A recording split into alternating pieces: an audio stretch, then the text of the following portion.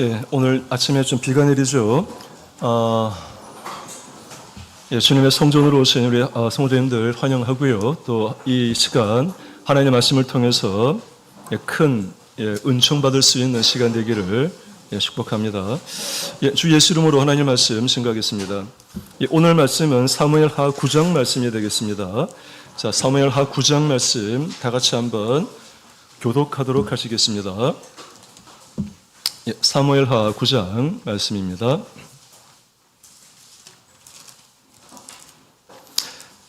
1절 다윗이 가로되 사울의 집에 오히려 남은 사람이 있느냐 내가 요나단을 인하여 그 사람에게 은총을 베풀리라 하니라. 사울의 종 하나가 있으니 그 이름은 시바라. 저를 다윗의 앞으로 부르매 왕이 저에게 묻되 네가 시바냐 가로되 종이 그로소이다. 왕이 가로되 사울의 집에 남은 사람이 없느냐 내가 그 사람에게 하나님의 은총을 베풀고자 하노라. 시바가 왕께 고하되 요나단의 아들 하나가 있는데 절뚝발이니이다. 저에게 묻되 그가 어디 있느냐. 시바가 왕에게 고하되 로드발 암미엘의 아들 마길의 집에 있나이다. 다윗 왕이 사람을 보내어 로드발 암미엘의 아들 마길의 집에서 저를 데려오니 사울의 손자 요나단의 아들 무비보셋이 다윗에게 나와서 엎드려 절하매 다윗이 가로되 무비보셋이여 하니 대답하되 주의 종이 여기 있나이다. 다윗이 가로되 무서워 말라. 내가 반드시 내 아비 요나단을 인하여 내게 은총을 베풀리라. 내가 내 조부 사울의 밭을 다 내게 돌어주겠고 또 너는 항상 내 상에서 먹을지니라.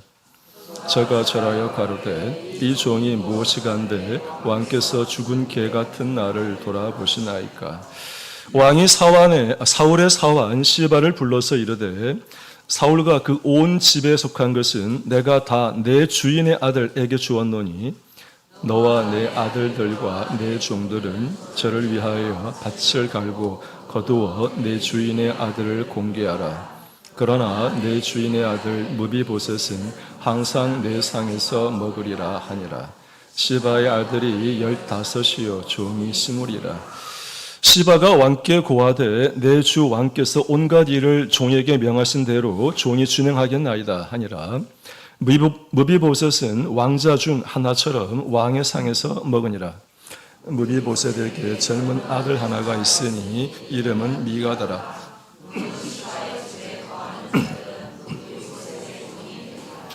무비보셋이 항상 왕의 상에서 먹음으로 예루살렘에 거하니라. 그는 두 발이 다 절뚝이더라.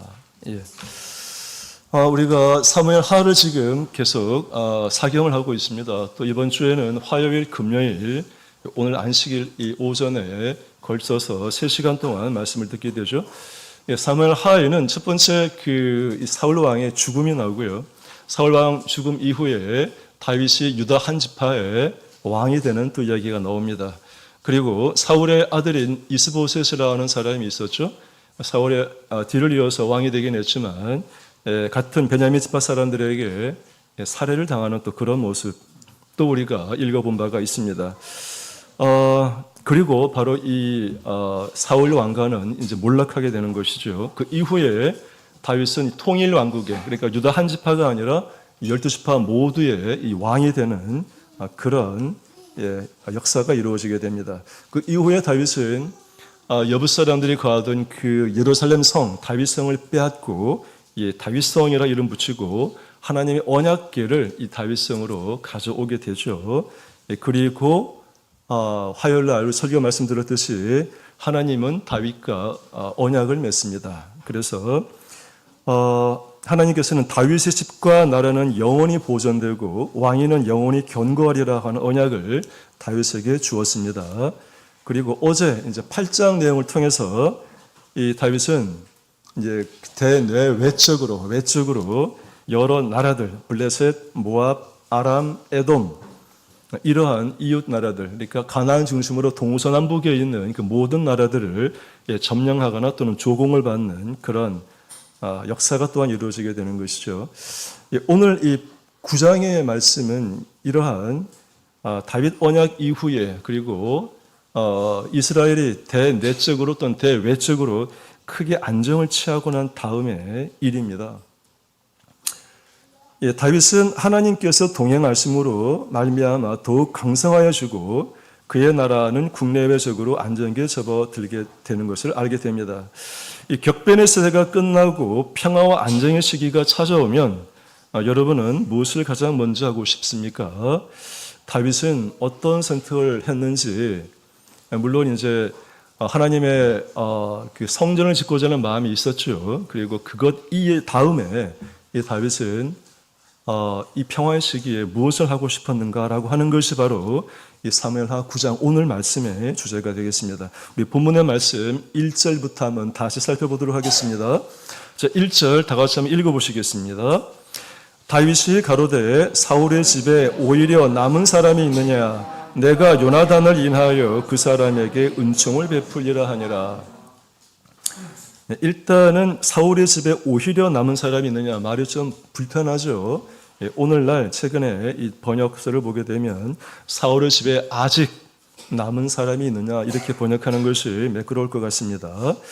그 다음에 이 요나단의 선택은 은총을 베푸는 것입니다. 누구에게 은총을 베푸는가 하면은 사울의 집에 남은 자에게, 사울의 후손, 그리고 더 직접적으로는 요나단으로 인하여 사울의 후손 또는 요나단의 후손에게 은총을 베풀겠다라고 지금 다윗은 선언하고 있다는 것이지요. 자, 다윗이 이렇게 국내 외적으로 안정을 취하고 이 사울의 후손과 이 요나단의 후손에게 은총을 베풀겠다라고 마음먹은 이 시기가 언제쯤 될까요? 한 나이가 몇 살쯤 될까요? 한 따져봤더니만 일단 본문 12절에 보게 되면은 이 요나단의 아들 이름이 나오죠. 무비보셋입니다. 근데 무비보셋이 청년이 아니고 어떤 그 상황인가 하면은 젊은 아들, 어린 아들 하나가 있다고 되어 있죠. 그럼 이스라엘에는 보통 결혼을 몇 살에 하는가 하면은 대략 최소한 20살 정도에 결혼을 한다 그러면 최소 20살로 보겠습니다. 자, 그러면은 무비보셋과 다윗의 나이 차이가 몇 년이 되느냐? 다 배웠겠지만 우리 사무엘하 4장 4절 말씀 한번 잠깐 보시겠습니다. 사무엘하 4장 4절 말씀. 사무엘하 4장 4절 말씀. 사울의 아들 요나단에게 절뚝발이 아들 하나가 있으니 이름은 무비보셋이라. 전에 사울과 요나단의 죽은 소식이 이스라엘에서 올 때에 그 나이 5살이었는데 그 유모가 안고 도망하더니 급히 도망함으로 아이가 떨어져 절개되었더라. 보면은 어지만 절개되는데 2발 다 저는 그런 장애인이 되죠. 그런데 이 무비보셋 나이가 몇 살로 되어 있습니까? 5살입니다. 어떨 때가 5살이었는가 하면은 사울과 요나단이 죽었을 때가 5살입니다. 사울과 요나단이 죽고 난 다음에 어떤 일이 벌어졌는가 하면은 다윗이 유다 한 지파 헤브론에서 왕이 되는 거죠. 그때 왕이 될 때 다윗 나이가 몇 살이었는가 하면 5장 4절에 나오죠. 사무엘하 5장 4절에 다윗이 30세의 위에 나아가서 40년을 다스렸으며 5절에 헤브론에서 7년 6개월을 이렇게 나오죠. 그러니까 다윗과 이 무비보셋은 나이 차이가 한 25세가량 난다고 볼 수 있죠. 아까 전에 뭐랬습니까? 무비보셋이 결혼을 했으니까 대략 몇 살이라고요? 한 20살, 최하 20살. 뭐 그 이상일 수도 있는 것이죠. 그러면은 다윗과 무비보셋은 15년 차이니까 25년 차이니까 대략 한 45세 이상쯤 될 것 같습니다. 자, 인생 45세 정도 이상 되었을 때 다윗은 사울의 후손, 요나단의 후손에게 은총을 베풀겠다라고 지금 선언하고 있는 것이지요. 자, 왜 다윗은 요나단의 후손에게 은총을 베풀려고 결심을 했을까요? 요나단 때문이라고 되어 있지만 요나단은 무엇 때문이겠습니까? 첫 번째, 요나단은 다윗의 목숨을 구해준 적이 있습니다. 두 번째, 결정적으로 중요한 것은 다윗과 요나단 사이에는 뭐가 있습니까? 언약이 있다는 것, 약속이 있었습니다. 약속 때문에 여기 지금 본문에는 요나단을 인하여, 즉 요나단과의 약속 때문에 이렇게 해석하는 것이 바를 것 같습니다. 어떤 약속이었냐고요? 나중에 다시 한번 언급해 드리도록 하겠습니다. 그 다음에 이 1절에 있는 결정적인 중요한 단어는 은총이란 말입니다. 다윗이 이 요나단의 후손에게 은총을 베풀겠다. 은총이란 말이 어렵지 않습니까? 은총, 베풀 은자의 사랑 총자입니다. 쉽게 말하면 은혜와 사랑입니다. 그 은혜가 뭔가 하면 은혜라고 하는 것은 한마디로 말하면 은혜는 베푼다는 거죠. 은총은 베품과 사랑. 어려운 말로 그냥 은혜와 사랑으로 생각하면 좋을 것 같습니다. 그런데 이 은총은 이런 국어사전에 나오는 단어적인 뜻만 있는 것이 아닌 이 구약 성경에서는 굉장히 중요한 개념으로 거의 신약 성경에서 예수님의 사랑에 버금가는 중요한 개념으로 등장한다는 것을 기억하실 필요가 있습니다. 예, 그것은 다음 구절을 읽으면서 제가 설명해 드리겠습니다. 자, 사무엘하 9장 2절 3절 말씀 다 같이 읽어보시겠습니다. 다 같이 읽겠습니다. 사울의 종 하나가 있으니 그 이름은 시바라. 저를 다윗의 앞으로 부르매 왕이 저에게 묻되 네가 시바냐? 가로되 종이 그로소이다. 왕이 가로되 사울의 집에 남은 사람이 없느냐? 내가 그 사람에게 하나님의 은총을 베풀고자 하노라. 시바가 왕께 고하되 요나단의 아들 하나가 있는데 절뚝발이니이다 라고 되어 있습니다. 일단 시바란 말 들으면 여러분 가장 먼저 기억에 떠오르는 게 뭡니까? 이 솔로몬 시대 시바 여왕이 떠오르죠. 시바는 어떤 나라나 지역 이름일 수도 있지만 본문에서는 사울의 종, 사울의 사환이다. 예, 솔로몬 시대는 시바의 영혼, 시바 그대로 맞고요. 이 본문의 시바는 히브리어 발음을 보면은 치바 정도로 발음하는 것이 맞다라고 합니다. 다만 한국어 성경에는 시바라고 동일하게 나와 있다는 걸 기억하시고요. 자, 3절인데 이 시바가 어떤 사람이냐? 첫 번째는 다윗의 질문에 답을 하는데 정직하게 답을 하고 있는 거죠.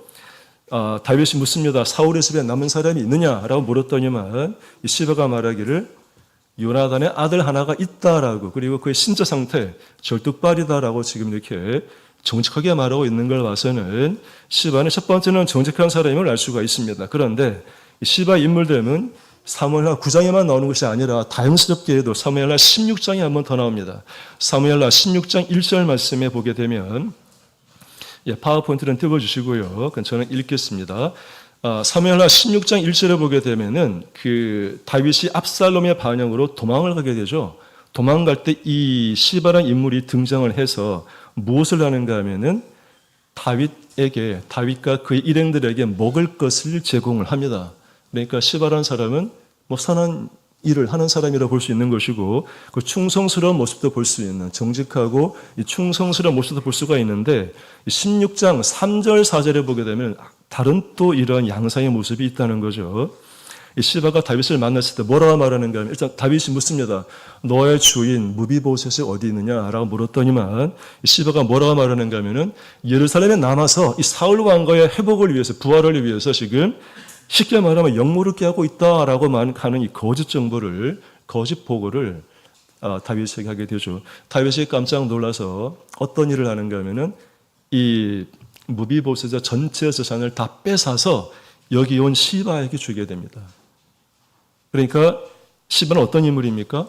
정직하고 충성스러운 면도 있었지만 사실은 마음 깊은 곳에는 굉장히 탐욕스럽고 또 자기 개인의 이익을 챙기고자 하는 그런 굉장히 기회주의자, 이기주의자임을 또한 엿볼 수가 있다는 것이죠. 그러한 모습은 본문에서 한 번 더 드러납니다. 나중에 한번 살펴보도록 하겠습니다.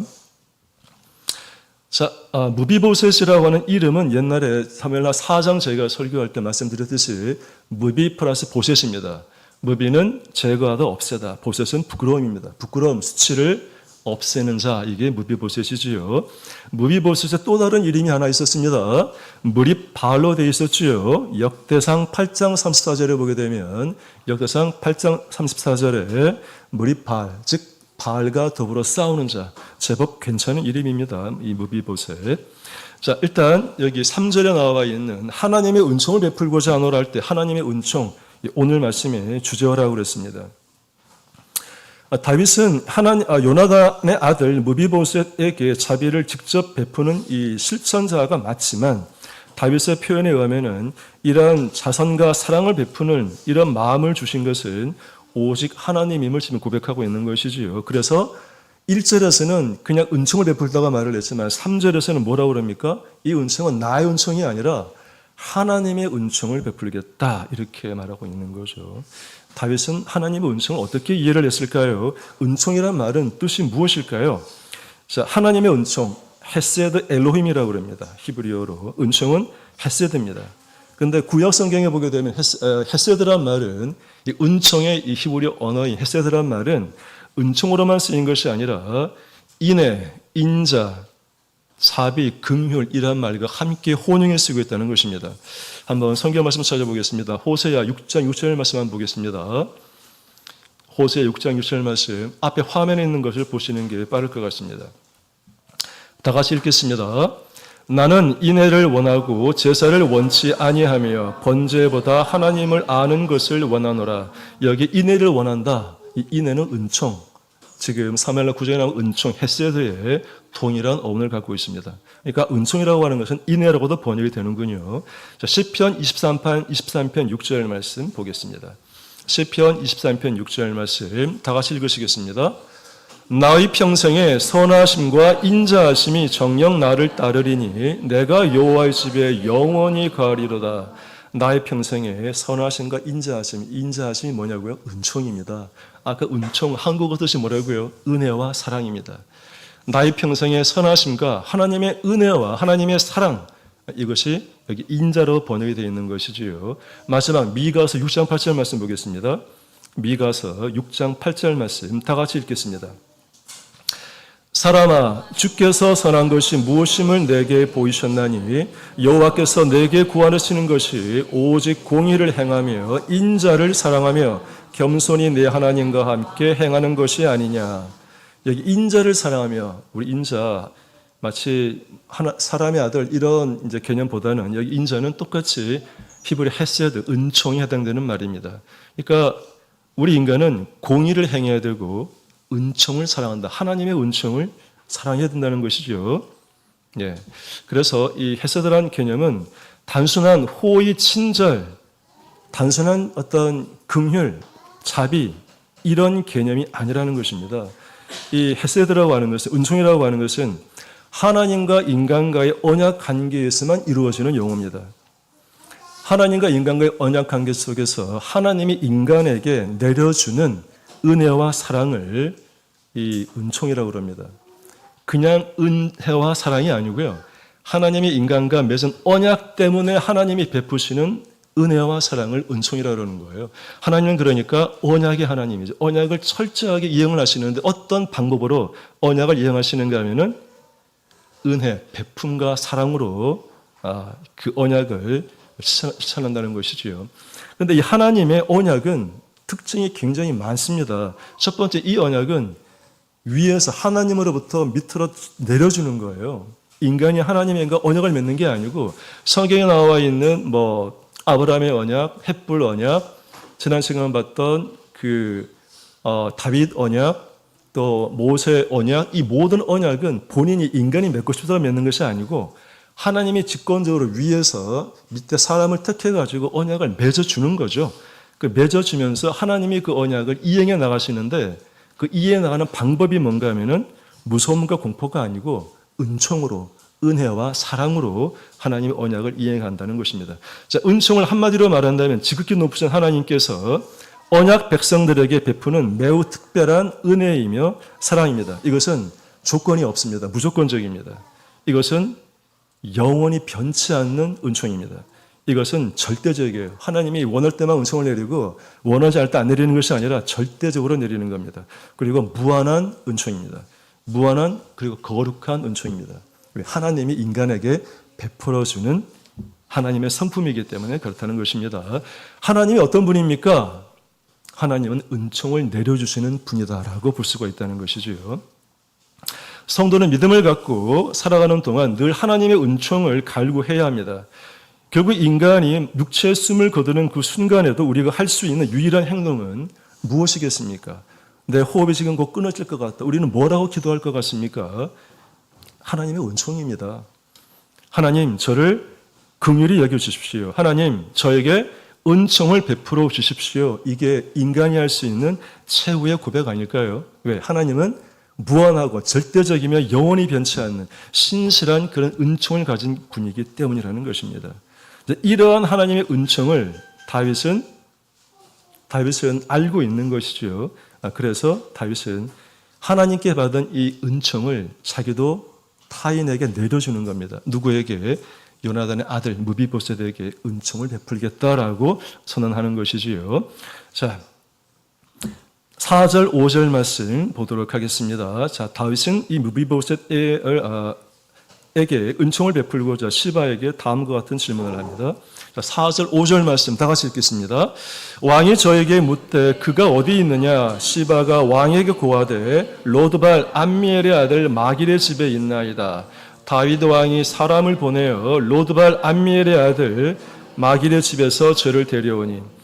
자, 일단 무비보셋이 있는 장소가 어디입니까?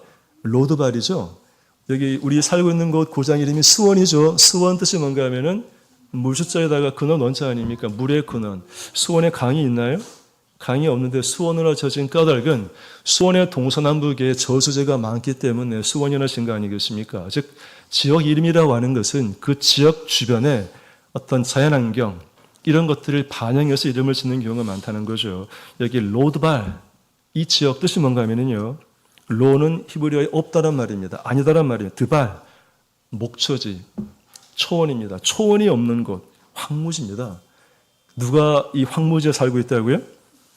이 마길이라는 사람 그리고 마길이 보호해주고 있는 무비보셋이 살고 있는 도시가 곳이 로드발 황무지와 같은 목초지가 없는 곳에 살고 있다는 것입니다. 참고로 마길이라는 뜻은 물건을 파는 사람, 상인, 판매자 이런 뜻이라고 그럽니다. 자, 로드발에 있는 이 암미엘의 아들 마길의 집에 지금 무비보셋이 있다는 거예요. 그 마길은 뭐 하는 사람입니까? 이 무비보셋을 지금 보호해주고 있는 거죠. 한 몇 년 동안 보호해줬겠습니까? 몇 살부터요?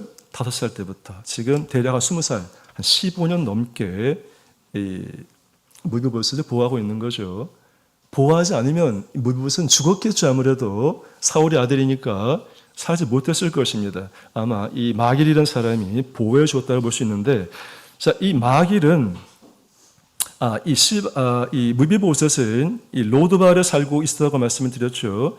자, 무비보셋은 사울 왕가의 몰락과 함께 왕손이라는 자신의 신분을 숨기고 사람들의 이목을 피하여 이 척박한 곳 황무지에 지금 기거하고 있습니다. 이 결핍과 무력감이 지배하는 공간, 황무지죠.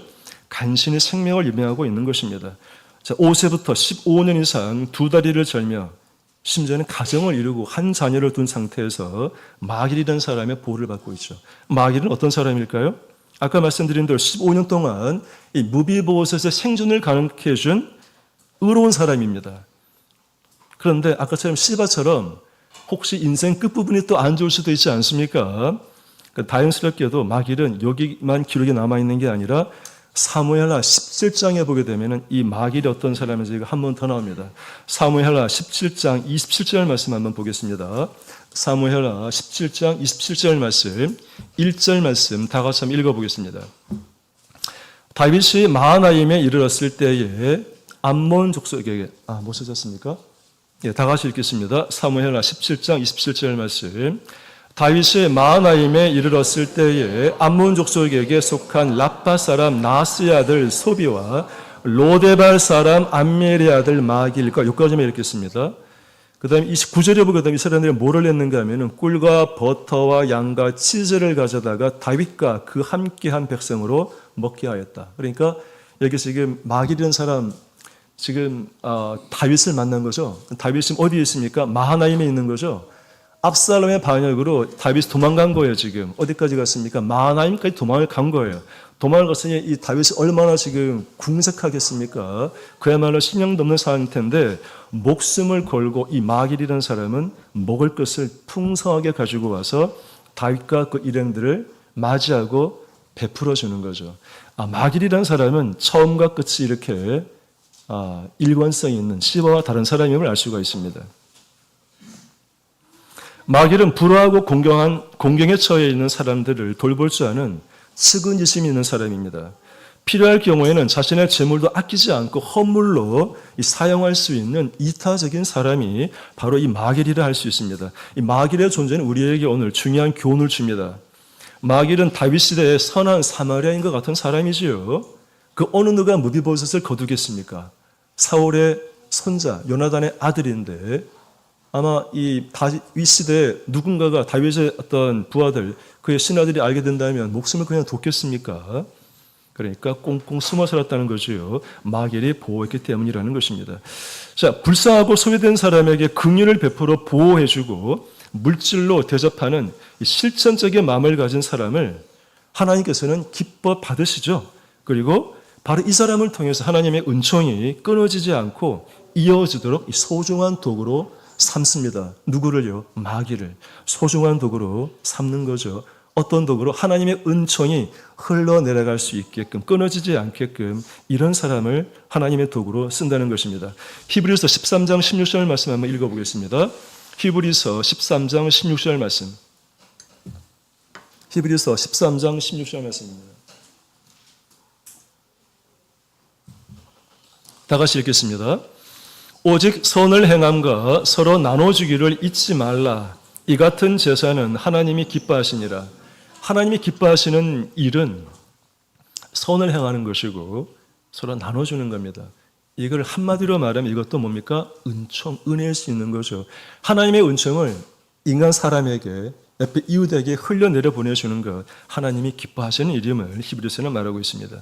자, 마길의 집에 있다가 갑자기 다윗의 부름을 받게 되어서 다윗에게 오게 되죠. 무비보셋을. 이때 무비보셋은 어떤 심정으로 다윗을 만나러 갔을까? 기쁜 마음으로 갔을까요? 아니겠죠. 그죠? 6절, 7절 말씀, 사무엘하 9장 6절, 7절 말씀 다 같이 읽어보겠습니다. 6절, 7절, 8절까지 한꺼번에 읽겠습니다. 다 같이 읽으시지요. 사울의 손자 요나단의 아들 무비보셋이 다윗에게 나와서 엎드려 절하매 다윗이 가로되 무비보셋이여 하니 대답하되 주의 종이 여기 있나이다. 다윗이 가로되 무서워 말라. 내가 반드시 내 아비 요나단을 인하여 내게 은총을 베풀리라. 내가 내 조부 사울의 밭을 다 내게 도로 주겠고 또 너는 항상 내 상에서 먹을지니라. 저가 절하여 가로되 이 종이 무엇이간데 왕께서 죽은 개 같은 나를 돌아보시나이까. 이 무비보셋이 어떤 심정인지가 이 세 구절에 지금 절실히 나와 있고, 그리고 다윗이 어떤 마음이었는지가 잘 기록되어 있죠. 다윗은 사울의 손자 요나단의 아들인 무비보셋을 벌하거나 하지 않습니다. 은총을 베풀어주고 있는 것이지요. 자, 사람의 눈을 의식해 숨어 살던 무비보셋은 6절에서 다윗을 만나자마자 엎드려 절을 합니다. 그리고 자신은 다윗의 종이라고 자기를 낮추어서 표현하죠. 왜 그렇습니까? 잘못하면 죽을 수 있기 때문입니다. 죽을 수 있는 불안감을 갖고 있기 때문이겠죠. 다윗은 이런 무비보셋의 마음을 알고 7절에 뭐라고 말을 합니까? 무서워하지 마라. 즉, 이 무비보셋을 안심시키고 위로해 주는 말을 합니다. 가장 결정적인 말 아니겠습니까? 이 무비보셋이 가장 뭐를 듣고 싶어 하겠습니까? 지금 목숨에 달려있는 상황인데 다윗이 먼저 정답을 딱 얘기를 하죠. 두려워하지 마라. 너를 해치지 않겠다는 것이지요. 이런 말 들으면 이제 평안해지는 거죠, 무비보셋은. 그런데 평안하다고 가만히 있으면 안 되죠. 더 자기를 낮춰야 되죠. 이 무비보셋은 뭐라고 그럽니까? 자기는 죽은 개와 같은 사람이다. 이렇게 자기를 더 낮춰서 말하고 있는 거죠. 일단 이 다윗은 무비보셋에게 두 가지의 은총을 베풀죠. 첫 번째는 뭐였습니까? 사울의 밭을 너에게 주겠다. 두 번째는 뭐죠? 너는 항상 내 상에서, 오늘날로 말하면 내 식탁에서 음식을 먹게 될 것이다. 이렇게 두 가지 축복을 하게 됩니다. 자, 지금 이 시대가 어느 시대입니까? 다윗의 시대입니다. 기원전 예수님 오시기 전 1000년 전 일입니다. 어떤 시대입니까? 우리가 조선시대, 고려시대이기도 했지만 그것보다 훨씬 전 일, 기원전 천년경의 일인데, 자, 지금 원수는 아니지만 이 다윗을 평생 괴롭혔던 이 사울이 죽고 그의 아들 요나단 죽습니다. 그리고 이 한 무비보셋의 인물이 남아 있으면 일반적인 경우라면 뭐를 해야 됩니까? 자기의 적이 될 수 있는 사람을 완전히 뿌리를 뽑아야죠. 그 무비보셋만 죽이는 게 아니고 그냥 무비보셋을 알고 있는 그 자식은 말할 것도 없고 다 우리 옛날 말로 3대를 벌한다고 그러지 않습니까? 완전히 뿌리를 뽑는 것이 우리 조선시대 역사들이 있는데 하물며 기원전 예수님 오시기 1000년 전이었다고 한다면 보통 그 이전 어떤 새로운 왕조가 들었으면 그 이전의 왕조 사람들은 뭐 거의 목숨을 부지하기 어려운 상황이라 봐야 되는데 지금 다윗은 뭐라고 그럽니까? 이 사울의 밭을, 사울의 재산을 다시 그대로 물려주겠다. 이거 더 위험한 일 아닙니까? 행여나 무비보셋의 밭을 받아서 돈을 가지고 좀 돈을 챙겨서 나중에 권력을 다시 만들기 위해서 주변 사람들을 돈으로 사요. 그럼 역도의 무리들이 만들어지는 거 아닙니까? 반역할 수 있는 기회가 되는 거잖아요. 절대로 과거에는 이런 일은 없습니다. 그러니까 이전 왕조 사람에게 살려주고 심지어는 재산까지 돌려준다? 이거는 정말 내가 왕이지만 내 목숨도 위태로울 수 있는 일을 자처하는 거죠. 다윗은 지금 그 일을 하고 있다는 거예요. 왜 이런 위험을 감수합니까? 하나님의 이 무한한 은총, 변치 않은 은총을 받았기 때문에 요나단과 약속을 지키기 위해서 그대로 행하고 있는 것이지요. 그 다음에 식사를 내 상에서 함께 식사를 하도록 해주겠다라고 말을 하고 있습니다. 무비보셋은 두 가지 다 저는 장애인이라고 그랬죠. 장애인에 대한 인식은 지금은 좀 많이 좋아졌습니다만은 뭐 10년, 20년 거슬러 올라간다면 장애인에 대한 인식이 얼마나 안 좋았겠어요. 예수님 전 천년경을 말할 것 같으면 그때는 뭐 더 장애인에 대한 인식은 형편없었겠죠. 이 장애인의 인식이 얼마나 안 좋았는가를 알 수 있는 결정적인 구절은 예수님 당시에 이런 일화가 있습니다. 요한복음 9장 2절의 말씀 보게 되면 요한복음 9장 2절 말씀 한번 보게 되면 예수님의 제자들이 예수님께 이런 질문을 합니다. 사람이 소경으로 난 것이 누구 죄 때문입니까? 이렇게 물어요. 소경으로 난 거는 뭐라고요? 죄인이라는 거예요. 일단 누가 말한 겁니까? 예수님의 제자들이 말한 거죠. 소경, 눈먼 사람은 왜 이런 눈이 먼 사람으로 태어납니까? 그 다음 말이 뭐죠? 본인의 죄입니까? 아니면 부모의 죄입니까? 이렇게 묻고 있는 거죠. 그러니까 예수님 당시에도 이 장애인에 대한 인식이 이렇게 낮았는데 그 예수님보다 1000년 전에는 장애인을 사람으로 보았겠습니까? 실제로 레위기 21장에 보게 되면 제사장 가운데서 제사장이 되지 못하는 제사장들이 있는데 제사장 역할을 못하는 조건들 가운데 한 조건이 뭔가 하면은 절름발이, 절뚝발이는 제사장 자격에 부적합하다라고 기록이 되어 있다는 것이지요. 자, 다윗의 이러한 무조건적인 자비와 파격적인 대우에 이 무비보셋은 8절에서 이 종이 무엇이기에 왕께서 죽은 개와 같은 나를 돌아보십니까? 라고 지극히 자기를 낮추어 말합니다. 유대인에게 개는 더러움과 멸시의 상징입니다. 더구나 죽기까지 했으니 얼마나 부정까지 하겠습니까? 무비보셋은 오랜 기간 동안 도망자로서 장애인으로서 죽은 개와 같이 비천하고 멸시받아온 자신에게 자기 조상의 땅을 돌려받는 명예를 회복받게 되고 또 다윗의 은총을 받게 된 거죠. 그래서 이 무비보셋은 이렇게 자기를 죽은 개와 같이 지극히 낮추게 된 것은 바로 이 다윗의 은총, 은혜에 감사하고 감동하기 때문이다라고 볼 수 있습니다. 예, 그러면 다윗은 왜 무비보셋에게 이러한 은총을 베풀었을까요? 예, 아까 말씀드린 대로 요나단으로 인하여라고 성경에는 되어 있죠. 예, 요나단을 인하여 이렇게 되어 있습니다. 아까 말씀드린 대로 요나단과의 맺은 언약 때문입니다. 시간이 참 빠르게 가는군요. 자, 사무엘상 20장 말씀 잠깐 찾아보시겠습니다. 사무엘상 20장 14절부터 16절까지의 말씀 보시겠습니다. 사무엘상 20장 14절로 16절까지의 말씀 함께 읽어보시겠습니다. 너는 나의 사는 날 동안에 여호와의 인자를 내게 베풀어서 나로 죽지 않게 할 뿐 아니라 여호와께서 너 다윗의 대적들을 지면에서 다 끊어버리신 때에도 너는 내 인자를 내 집에서 영영히 끊어버리지 말라 하고 이에 요나단이 다윗의 집과 언약하기를 여호와께서는 다윗의 대적들을 치실지어다 하니라. 여기에 내 인자란 말 나오죠. 여호와의 인자란 말 나오죠. 인자가 뭐라고요? 은총입니다. 여호와의 하나님의 은총을 베풀어 달라고 요나단에 대해서 말하고 있는 것이지요. 자, 그런데 이 언약은 다윗과 요나단의 언약은 먼저 누가 신청한 겁니까? 다윗이 아니라 뭐죠? 요나단이. 지금 요나단이 어떤 상황이었는가 하면은 사울의 아들이니까 왕자죠. 왕자를 있으면서 지금 쫓기고 있는 사울에게 지금 죽을 수도 있는 위기에 처한 다윗에게 이상하게도 먼저 은총을 베풀어 달라라고 자기가 은총을 사실 베푸고 있음에도 불구하고 말하기는 반대로 말하고 있는 거죠. 내가 지금 너의 목숨을 살려줘 애를 쓰고 있는데 이것이 아니라 다윗 너가 나와 내 후손들에게 인자를 은총을 베풀어 달라라고 약속을 언약을 요청하고 있는 것입니다. 이 언약을 기억해서 다윗은 이 평화의 시기, 안정의 시기 때 바로 이 요나단과의 언약을 떠올리고 이 하나님의 은총을 이 요나단의 아들 무비보셋에게 베풀고자 한 것입니다. 자, 다윗은 어떻게 이 요나단의 아들 무비보셋에게 은총을 베풀었을까요? 아까 두 가지 방법 얘기했죠. 좀 더 구체적인 방법도 성경에는 나옵니다. 9절로 11절 말씀 보겠습니다. 자, 9절로 11절 말씀 함께 읽어보겠습니다. 사무엘하 9장 9절로 11절 말씀입니다. 자, 왕이 사울의 사환 시바를 불러서 이르되 사울과 그 온 집에 속한 것은 내가 다 내 주인의 아들에게 주었노니 함께 읽겠습니다. 너와 내 아들들과 내 종들은 저를 위하여 밭을 갈고 거두어 내 주인의 아들을 공개하라. 그러나 내 주인의 아들 무비보셋은 항상 내 상에서 먹으리라 하니 시바는 아들이 15이요 종이 20이라.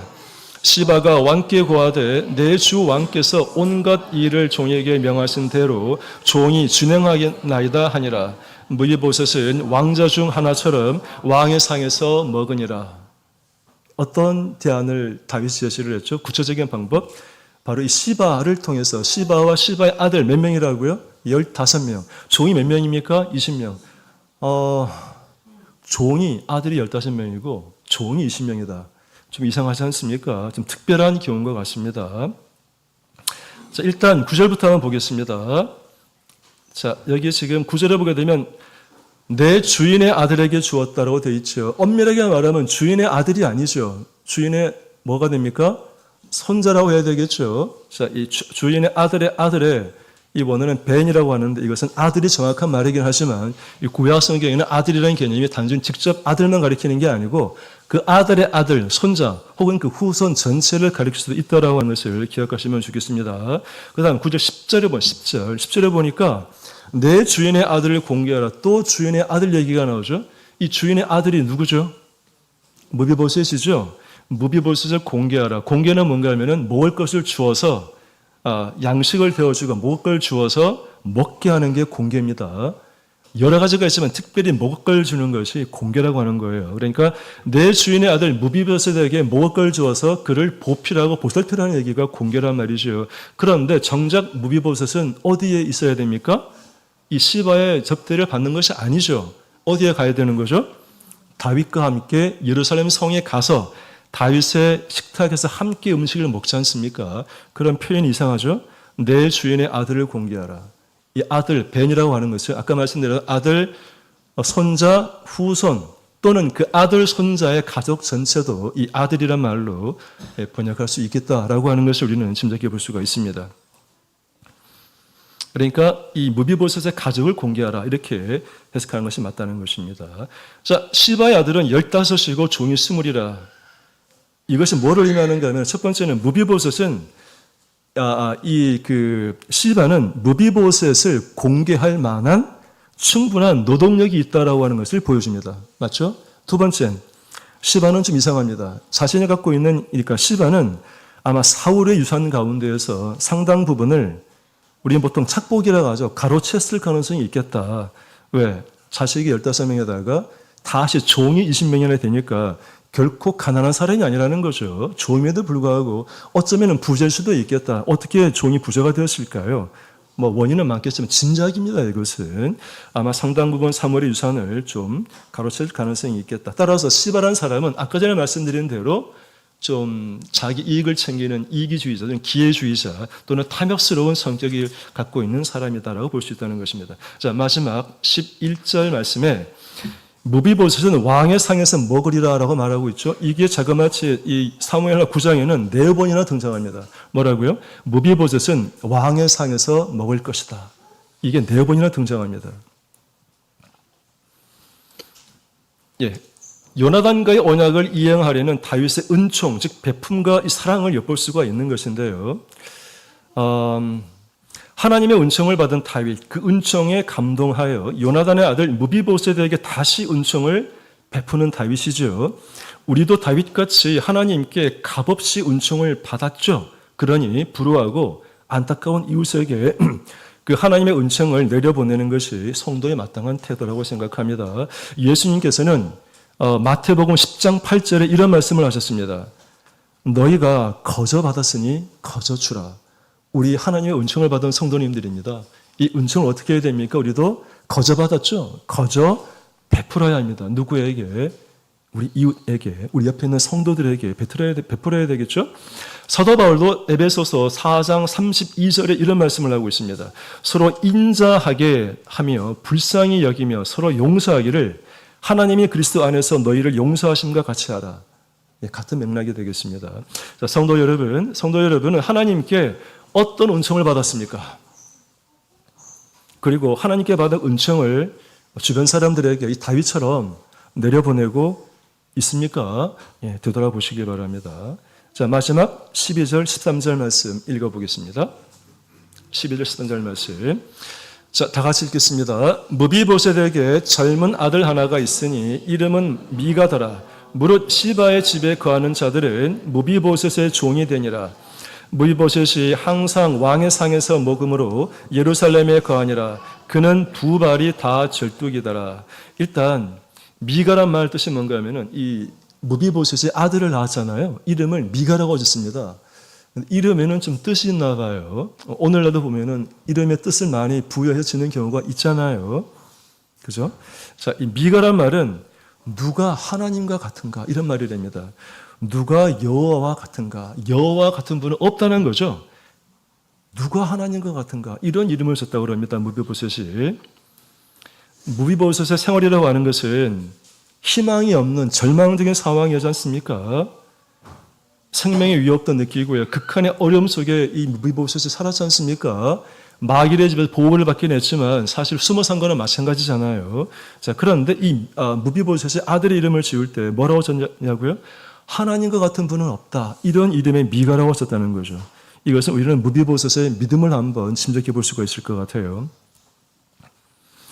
인간적인 희망의 빛이 없어 보일 때 하나님에 대한 전적인 의지와 소망을 담아서 무비보셋도 하나님을 의지하는 그런 마음이 있었다라고 그의 아들에게 지어진 이름에서 짐작해 볼 수 있다는 것입니다. 하나님에 대한 전적인 의지와 소망을 담아서 이름을 미가라 지었을 것이다 라고 짐작해 볼 수 있습니다. 그리고 이 무비보셋의 믿음의 고백을 통해서 그의 아들 미가는 나중에 어떻게 되는가 하면 자그마치 아들을 4명이나 갖게 됩니다. 역대상 8장 35절부터 40절에 나오는데 미가의 아들은 4명이나 되고 미가의 아들이 4명이 되면서 그 대대손손 이어지면서 나중에 어떤 인물들이 되는가 하면 이스라엘의 큰 용사로 불리는 사람들이 됩니다. 누가요? 미가의 후손들이. 근데 미가의 아버지가 누구라고요? 무비보셋이. 무비보셋을 살게 해준 은총을 내려준 사람이 누구라고요? 다윗. 다윗의 은총은 무비보셋 한 사람에게 내렸지만 사실은 무비보셋을 통해서 그 아들 미가에까지 심지어는 미가를 통해서 대대손손 하나님의 은총이 이어지게끔 되었다라는 것입니다. 예레미야서에 보니까 무릇 여호와를 의지하며 여호와를 의뢰하는 사람은 복을 받을 것이라. 그가 물가에 심기운 나무가 뿌리를 강변에 뻗치고 더위가 올지라도 두려워 아니하며 그 잎이 청청하며 가무는 해에도 걱정이 없고 결실이 그치지 아니함 같으니라. 이런 말씀이 있습니다. 무비보셋은 예루살렘 성 다윗 왕의 식탁에서 먹을 수 있는 영광을 누리게 되었지만 정작 무비보셋은 두 발을 저는 장애인임을 성경은 밝히고 있습니다. 이는 그 무비보셋의 치명적인 약점이 드러나면 드러날수록 이 다윗의 지극하고 헌신적인 이 은총의 정도는 더 커짐을 우리는 느낄 수가 있습니다. 좀 급하게 달려봤는데 마지막 오늘 말씀을 정리하겠습니다. 저는 두 가지를 한번 정리해보고 싶습니다. 첫 번째, 무비보셋을 한번 돌아보고 싶습니다. 자, 무비보셋, 그는 왜 축복을 받았을까요? 그는 왜 다윗의 은총을 받았을까요? 자, 무비보셋은 죽은 개와 같이 비천하고 멸시받아온 사람인데 다윗을 통해서 이 가문의 땅을 돌려받아 명예를 회복하게 되죠. 왕의 식탁에 앉아 식사를 함께 하게 되는 존귀한 자로 대접받게 되죠. 이런 놀라운 축복을 받은 이유는 무엇이냐? 이런 것입니다. 첫 번째는 하나님의 은총을 평생 체험한 다윗이 베푼 은혜가 첫 번째 이유겠지요. 두 번째, 이 다윗은 왜 은총을 베풀었는가 하면은 요나단과의 맺은 언약 때문이라고 그랬습니다. 그러니까 다윗과 요나단의 언약 때문에 이 무비보셋에게 다윗은 은총을 베풀었다는 것이지요. 이 무비보셋이라는 인물은 혹시나 이런 은혜를 받을 만한 자격이 없었나 한번 돌아보면 아까 전에 뭐라고 그랬습니까? 자신을 죽은 개와 같은 존재로 극히 낮게 평가했죠. 이 무비보셋의 겸손한 태도도 아마 이런 축복을 받을 수 있는 원인일 수 있었겠다 생각이 듭니다. 그런데 좀 더 면밀하게 따져보면은 정말 무비보셋은 이러한 다윗의 은혜를 받을 만한 인물이었는가? 아니, 은혜를 받을 만한 어떤 조건, 자격, 선한 행위 이런 게 있었냐는 거죠. 쉽게 말하면 하나님의 은총, 다윗의 은총을 받을 만한 자기의 선한 행위가 있었냐는 거예요. 자기의 노력이 있었냐는 거죠. 그게 아니지 않습니까? 무비보셋이 받은 은혜는 오로지 다윗의 직권적인 의지의 표현에서 비롯된 거죠. 그렇죠? 이 정도 되면 이 무비보셋의 인물은 여러분은 어떤 사람이 떠오릅니까? 무비보셋은 바로 우리입니다. 우리와 같은 존재가 바로 이 무비보셋이라는 거예요. 자, 무비보셋은 바로 거듭난 성도들의 옛사람을 예표하는 본목입니다. 지금이 아니고 거듭나기 이전의 상태 우리는 다 뭡니까? 이 무비보셋과 같은 사람이었다는 것이지요. 돌아보겠습니다. 타인의 눈에 띄지 않도록 숨어 살아가는 두 발 모두 저는 절름발이 무비보셋. 그게 우리들의 과거였습니다.